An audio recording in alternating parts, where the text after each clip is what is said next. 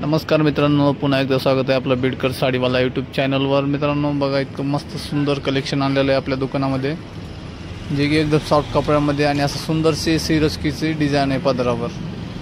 एकदम छान छान कलर आहे त्याच्यामध्ये। मित्रांनो बघा, असा भरलेला पदर आहे आणि त्याच कलरचा पीस आहे। त्यानंतर हा पण कलर आहे, जांभळा आहे, चॉकलेटी आहे, त्यानंतर असा काठ पण आहे सुंदरसा साडीला।